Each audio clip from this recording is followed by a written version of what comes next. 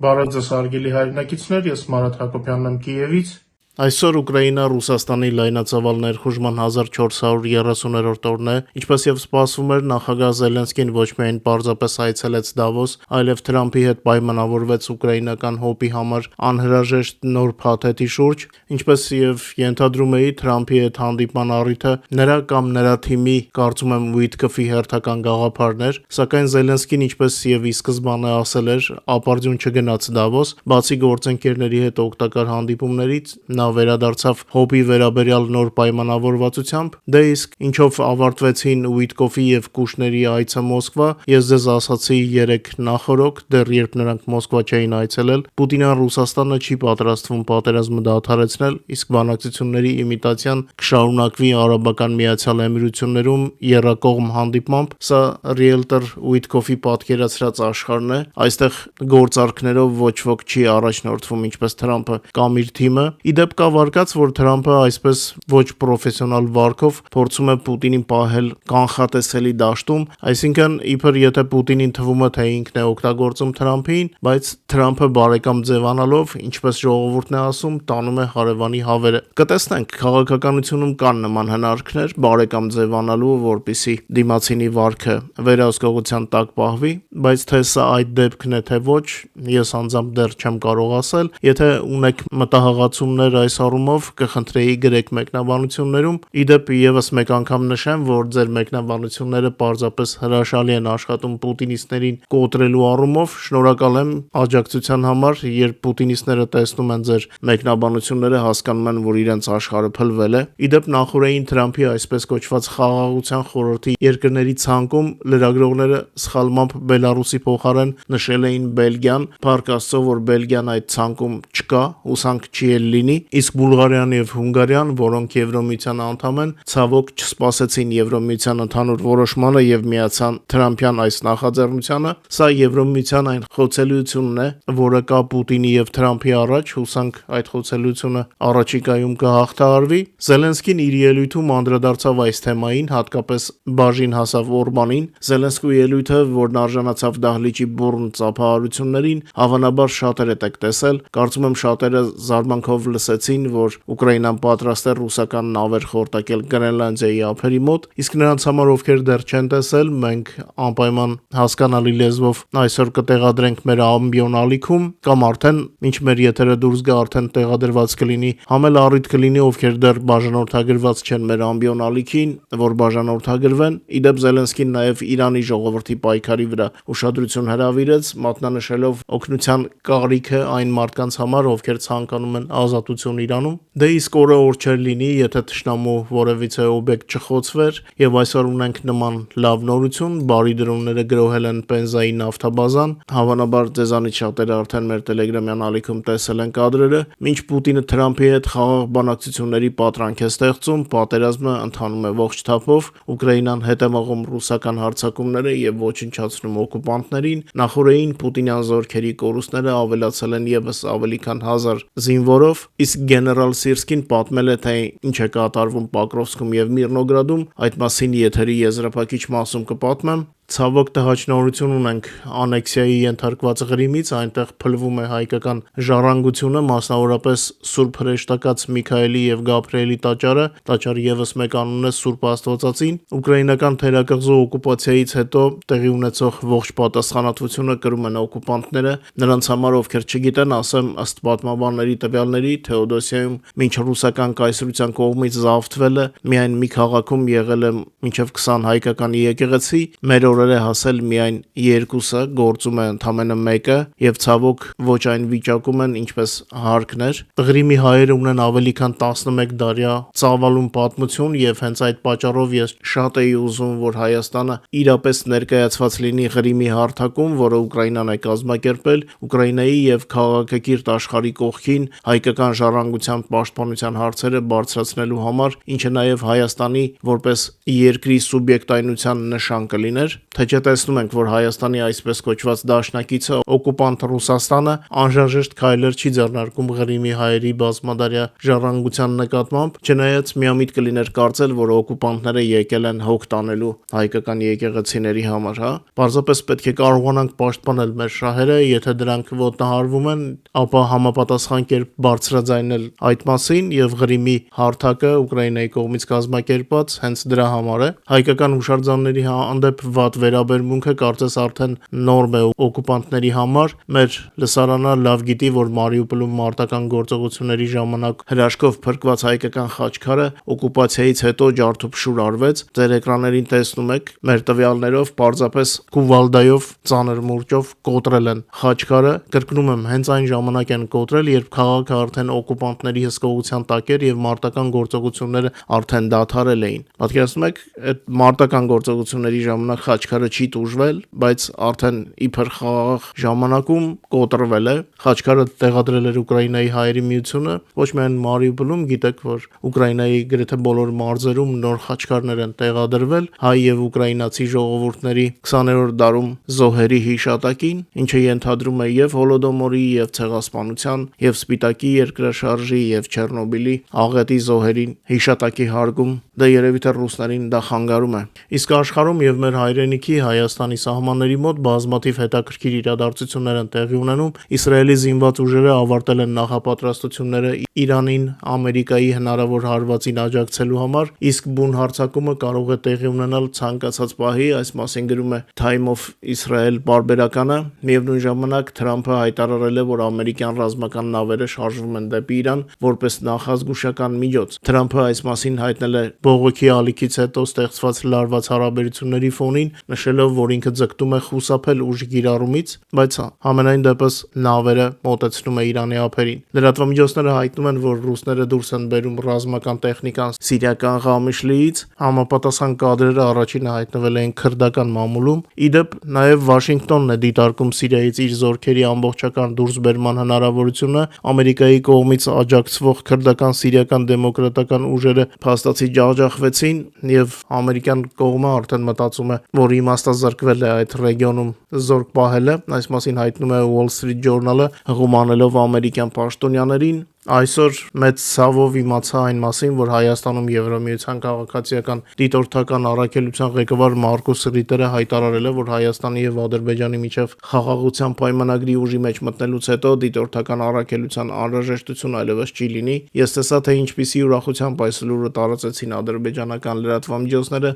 եւ ակնհայտ է, որ այս առաքելությունը նրանց շատ է խանգարում։ Ես շատ եմ ցավում, եթե հայկական իշխանությունները նման որոշում են կայացրել։ Համոզված եմ, որ եթե Երևանը ուզի առաքելությունը երկարաձգի իր աշխատանքը, հնարավոր է որոշակի փոփոխված ձևաչափով, դե գիտեք, հենց այնպես բան չեմ ասում, երբ ես խոսում էի այս միսիայի տեղակայման մասին, շատերը չէին հավատում եւ շատերը մինչեւ այսօր այդ չհավատացողներից իրենց Եվրոպամետ են ներկայացնում Հայաստանում։ Ես անձամբ թղթային խաղաղությանը Ադրբեջանի հետ չեմ հավատում, դա նենք թակարդ է մեր հայրենիքի համար։ Ամեն դեպքում որոշողը հայ հասարակությունն է, ես պարզապես հայտնում եմ իմ կարծիքը մի երկրից, որ նույնպես ագրեսորի թակարդների ականատես է եղել։ Իդեպ այդ մեր համար թակարդներ դնող Ռուսաստանում սկսել են հասկանալ, որ իրենց Արեշնիկի հարվածը ոչինչի մասին էր։ Ռուսական ռազմական մեկնաբանները ընդունում են, որ Արեշնիկով ցուցադրական հարվածը, որը Կրեմլը ներկայացնում էր որպես ազդակ Ուկրաինային եւ Արևմուտքին, ոչ մի նկատելի արդյունք չի տվել։ Փաստացի ռազմական քարոզչության գլխավոր խոսափողներից մեկը Fighter բոմբերը ընդունում է, որ դա ցուցադրական գործողություն էր առանց արդյունքի։ Fighter բոմբերը նույն ինքը Իլյա Տումանովը խոստովանել է, որ Ուկրաինան չընկրկեց ռազմաճակատը, չփլուզվեց, իսկ խաղաղությունն ավելի չմոտեցավ։ Տումանովը ուղղակիորեն գրում է, որ Արևմուտքը չտպավորվեց, Ուկրաինան կապիտուլյացիայի չենթարկվեց եւ որևէ ռազմավարական հետևանք չկա Արեշնիկի կիրառումից հետո։ Ավելին, նա ընդունում է, որ բոլոր հայտարարությունները ռուսական կողմից իբր ոչնչացված F-16-երի, հազարավոր դրոնների եւ օտարերկրյա վարձկանների մասին լուրերը որևէ ապացույց չունեն։ Ի պատասխան, Արևմուտքի երկրները ավելացրել են օգնությունը Ուկրաինային, սպառազինության մատակարարումները չեն կրճատվել, Կիևի դիրքերը չեն թուլացել եւ ոչ մի խաղաղության պայման չի ընդունվել։ Ցավով ֆիքսում է ռուս ռազմական մեկնաբանը, բայց վերջերս նկատել եք, որ սրանք սկսել են ավելի շատ իրականության առերեսվել եւ հենց իրանք են սկսում խոստովանել իրենց ստերը, հատկապես զվարճացնող էին ՆԱՏՕ-ի գեներալների մասին հորինվածքը եւ Լվովի չեղած մետրոյին հարվածը, հա։ Մինչ մեր հաղորդման մյուս թեմաներին եւ առաջնագծի լուրերին անցնելը, խնդրում եմ օգտագործել YouTube-ի գործիքները մեր եթերի առաջխաղացմանը նպաստելու համար։ Խնդրում եմ լայքեք եւ եթե հնարավոր է կիսվեք մեր հեռարձակմամբ սոցիալական ցանցերում։ Մինչ մեր եթերի երկրորդ մասին անցնելը, նաև հիշեցնեմ օրերս ձեզ ներկայացրած գումարահավաքի մասին՝ ի օգնություն ուկրաինական ստորաբաժանումներից մեկին, արդեն կան մեր լսարանից արձագանքողներ, ինչի համար շատ շնորհակալ եմ։ Եթե ելի ցանկացողներ կան օգնել ուկրաինական բանակին, բայց բաց են թողել իմ հաղորդագրությունը, կրկնում եմ, հաշվի համարը կտեղադրեմ եթերի նկարագրության մեջ, ովքեր չեն գտնի, մեկնաբանություններում գրեք, ես կպատասխանեմ եւ այդ ձևով կտեղեկացնեմ հաշվի համարը։ Որ առաջին անգամ եմ այս կերպ նաև բացահայտում մեր լսարանի ներուժը, սա կոնկրետ ստորաբաժանմանը, կոնկրետ օգնության մասին է։ Մի քանի բառով անդրադառնամ ռուսական պրոպագանդայի ստերին, Կիևում խնդիրների մասին, հատկապես նրանք շատ հաճախ օգտագործում են քաղաքագլուխ Կլիչկոյի հայտարարությունները։ Եթե կարճ ձևակերպեմ, քաղաքում իրավիճակը բարդացել է բավականին, բայց Կլիչկոյի հայտարարությունները ել ավելի բարդ են։ Քաղաքում իրավիճակի վերահսկողությունը կառավարությունը վերցրել է իր ձեռքը եւ մաքսիմալ արագ փորձում են լուծել մարդկանց խնդիրները։ Հիշեցնեմ, որ Կիևի 3 շրջաններում ռուսական երկու հարվածներից հետո կային ջերմամատակարարման եւ հոսանքամատակարարման խնդիրներ, օրորի այն տները, որտեղ ջեռուցում դեռ չկա, միացվում են ջեռուցմանը, հեշտ չէ, որովհետեւ խորը մինուսային ջերմաստիճան էր, բայց աշխատանքը տեղից շարժվում է։ Չեմ ուզում ներքին քաղաքական թեմաներին անդրադառնամ, Կլիչկոյի հայտարարությունների ֆոնին այսքանով բավարարվեմ, ասեմ, որ Կիևի 3 միլիոնանոց բնակչությունից 600,000 մարդ Կլիչկոյի հորդորով դուրս էին եկել իրենց ամառանոցներ կամ իրենց բարեկամների տներ, որտեղ կան ջերմության այլ աղբյուրներ, ինչ էլ լինի, կիևցիների կամքը կոտրել հնարավոր չէ, բոլորը մարտական են տրամադրված եւ գիտեն, թե խնդիրների պատճառը ով է, չնայած ռուսները ցանկանում էին ներքին խժդժությունների առիթ դարձնել այս բլեքաուտները։ Գերմանիան եւ Իտալիան ստեղծում են ոչ ֆորմալ պաշտպանական դաշինք, հավակնելով դառնալ Եվրոպայի գլխավոր ռազմական հենարանը։ Իտալիան եւ Գերմանիան պատրաստվում են անցկացնել համատեղ պաշտպանական գագաթնաժողով, որը երկու երկրների մերձեցման կարևոր ազդակ կդառնա Ֆրանսիայի հետ ունեցած տարաձայնությունների եւ Ամերիկայի հետ Եվրոպայի լարված հարաբերությունների ֆոնին։ Այս մասին գրում է Պոլիտիկոն։ Գերմանիայի կանցլեր Ֆրիդրիխ Մերցը եւ Իտալիայի վարչապետ Ջորջա Մելոնին մտադիր են ամրապնդել դաշինքը եւ այն դարձնել առանցքային Եվրոմիության նոր քաղաքական կոնֆիգուրացիայի մեջ։ Սպասվում է, որ կողմերը կստորագրեն պաշտպանության ոլորտում համագործակցության համաձայնագիր, մանրամասները դեռ չի բացահայտվում, սակայն արդեն հայտնի է, որ գերմանական Rheinmetall-ը եւ իտալական Leonardo-ն համատեղ աշխատում են տանկերի եւ այլ ռազմական տեխնիկայի արտադրության վրա։ Հանդիպումներին կմասնակցեն ավելի քան 20 նախարարներ, որոնք կարող են հաստատել շուրջ 10 համաձայնագիր։ Մերցին եւ Մելոնիին միավորում է Ամերիկայի նախագահ Դոնալդ Թրամփի հետ հարաբերություններում լարվածությունը նվազեցնելու ցանկությունը։ Երկու առաջնորդներն էլ ձգտում են խուսափել Վաշինգտոնի հետ առևտրային եւ քաղաքական հակամարտություններից եւ Սպիտակ տան հետ երկխոսության մեջ կառուցում են ավելի պրագմատիկ գիծ։ Միևնույն ժամանակ Բերլինն ու Հռոմը գնալով ավելի են հեռանում Ֆրանսիայից, Գերմանիայում դժգոհ են Մակրոնի դիրքորոշումից, ով ըստ Բերլինի խոչընդոտում էր Հարավային Ամերիկայի հետ Եվրոմիության առևտրային համաձայնագրին եւ բարդացնում համագործակցությունը պաշտպանական նախագծերում։ Իտալիան նույնպես Փարիզի հետ լարված հարաբերությունների երկար պատմություն ունի, ինչը Մելոնիի համար Գերմանիայի հետ դաշինքը ավելի գրավիչ է դարձնում։ Իտալիան եւ Գերմանիան պատրաստում են Եվրոմիության արդյունաբերությանը աջակցելու եւ արտահանումը ավելացնելու համար համատեղ պլան, որը նախատեսում են ներկայացնել փետրվարին կայանալիք Եվրոպական խորհրդի գագաթնաժողովին։ Այնուամենայնիվ, առաջնորդների միջև մնում են տարաձայնություններ։ Մելոնին չի ցատարել ռուսական սառեցման ակտիվները Ուկրաինային օգնելու համար օգտագործելու Մերցի գաղափարին եւ կողմ է ավելի մեղմ բյուջետային քաղաքականությանը, մինչդեռ Գերմանիան պնդում է խիստ ֆինանսական կարգապահության վրա։ Այնուհանդերձ երկու քաղաքական գործիչներն էլ շտկել են իրենց դիրքորոշումները։ Մելոնին իր կուսակցությունը դարձնում է ավելի կենտրոնամետ, իսկ Մերցը խստացնում է մոտեցումը միգրացիայի հարցում։ Արդյունքում Գերմանիայի եւ Իտալիայի դաշինքը դառնում է ուժի նոր կենտրոն Եվրոմիությունում, որն ի վիճակի է ազդել Ֆրանսիայի, Ամերիկայի եւ մնացած Եվրոպայի միջև հավասարակշռության վրա, գրում է Պոլիտիկոն։ Ուկրաինայի զինված ուժերի գլխավոր հրամանատար Ալեքսանդր Սիրսկին այցելել է Պոկրովսկի ուղղությամբ մարտական խնդիրներ իրականացնող ստորաբաժանումներ, մեջբերեմ Սիրսկու խոսքը, Պոկրովսկում եւ Միրնոգրադում Ուկրաինայի պաշտպանության ուժերը շարունակում են զսպել թշնամուն, որը փոքր խմբերով փորձում է ներխուժել երկու քաղաքների հյուսիսային թաղամասեր, ակտիվ գրոհային գործողությունների արդյունքում տապալվել է այս բնակավայրերը զավթելու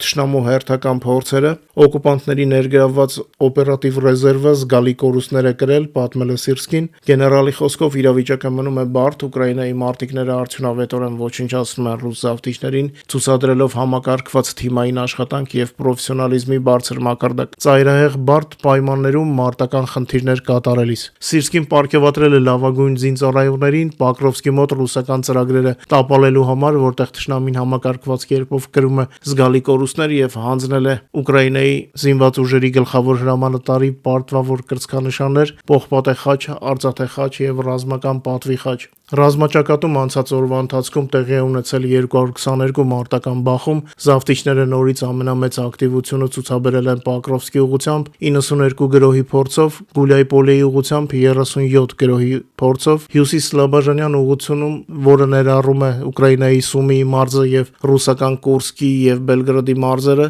տեղի են ունեցել 3 մարտ, երկար ժամանակ այստեղ մարտեր չկային, երևի ռուսները որոշել են գծերը ստուգել։ Ռուս Z ռազմական թղթակից Մաքսիմ Կալաշնիկովը հայտնել է Դոնեցկի մարզի օկուպացված Բախմուտի շրջանում ուկրաինական ուժերի անսպասելի ակտիվության մասին, Բախմուտում գործող ռուս զինվորականներին հղում անելով Կալաշնիկովը հայտնել է ուկրաինական զորքերի ծանր ճնշումը ռուսների վրա, մեջբերեմ նրան կան դրոնների խմբեր, ինչը մեծ տարբերություն է դեկտեմբերից, թվում է թե թշնամին փորձում է մեկուսացնել ռազմաճակատի մի ամբողջ հատված օդից, կտրելով մատակարարումները եւ ռուսական բանակի ամրացումները, ասում է Կալաշնիկովը, նկարագրելով ուկրաինական զորքի գործողությունները։ Կալաշնիկովը ասում է, որ ուկրաինական դրոնները նոր տիպի են եւ շատ ցածր ձայնով են աշխատում։ Նա ասել է, որ իրավիճակը այնքան մտահոգիչ է, որ Ռուսաստանի զինված ուժերի հրամանատարությունը շտապ կերպով կիրառել է ստոպ հրաման, օկուպանտներին խորհուրդ է տրվում չհայտնվել փողոցներում, եթե դա բացարձակապես անհրաժեշտ չէ։ Կալաշնիկովը ենթադրում է, որ հնարավոր է հենց այս ուղղությամբ է պատրաստվում ուկրաինական գրոհը, դե լավ է, որ իրենք չգիտեն որտեղ է պատրաստվում եւ փորձում են գուշակել։ Ուկրաինայի պաշտպանության ուժերը նախորդ օրվա ընթացքում լիկվիդացրել են 1280 օկուպանտի եւ 629 միավոր զինտեխնիկա եւ սպառազինություն։ Պատերազմում թշնամու ընդհանուր կորուստները ըստ ուկրաինական գենշտաբի տվյալների կազմել են 1,232,090 օկուպանտ։ Ռուսները գիշերը 101 օդային միջոցներով հարվածել են Ուկրաինային, մեր հոպը խոցել եւ վնասազերծել է դրանցից 76-ը, 19 ռուսական դրոններ խոցել են 12 լոկացիա, թիրախում ինչպես միշտ քաղաքացիական ենթակառուցվածքներն են։ Ուկրաինական ուժերն էլ ձեռքները ծալած նստած չեն, խոցվել է թշնամու նավթաբազան, ռադիոլոկացիոն կայանը եւ այլ կարևոր օբյեկտներ, թշնամու հարձակողական կարողությունների եւ ռազմատնտեսական ներուժի պլանավորված եւ համակարգված նվազեցման շրջանակներում ուկրաինական ուժերի կողմից խոցվել է Ռուսաստանի Դաշնության Պենզայի մարզի Պենզա-նեֆտեպրոդուկտ նավթաբազան, օբյեկտում հրդեհ է գրանցվել, վնասների չափերը դեռ ճշտվում են։ Նավթաբազան օգտագործվում էր ռուսական օկուպացիոն բանակի մատակարարման համար, նաև հաստատվել է Պադլյոտ ռադիոլոկացիոն կայանի խոցումը Ղրիմի ինքնավար հանրապետության ժամանակավորապես օկուպացված տարածքում Ֆրունզեի բնակավայրի շրջանում, բացի այդ Դոնեցկի մարզի ժամանակավորապես օկուպացված տարածքում եւ Ռուսաստանի Դաշնության Բելգրադի մարզում խոցվել են հակառակորդի կենթանի ուժի կուտակումներ, կորուստների մասշտաբները ճշտվում են։ Պատերազմի դաժան փուլում ենք, սա նշանակում է, որ կարևոր որոշումների նախօրեին ենք։ Մենք մերը պետք է անենք եւ անում ենք առանց որևէ մեկի վրա ուշադրություն դարձնելու։ Այսքանով ավարտեմ մեր այսօրվա եթերը, շնորհակալ եմ, որ մեզ հետ եք։ Խնդրում եմ չմոռանալ լայքել եւ տարածել մեր եթերը, հուսամ կհանդիպենք արդեն վաղը, ել ավելի լավ լուրերով, բարով մնաք։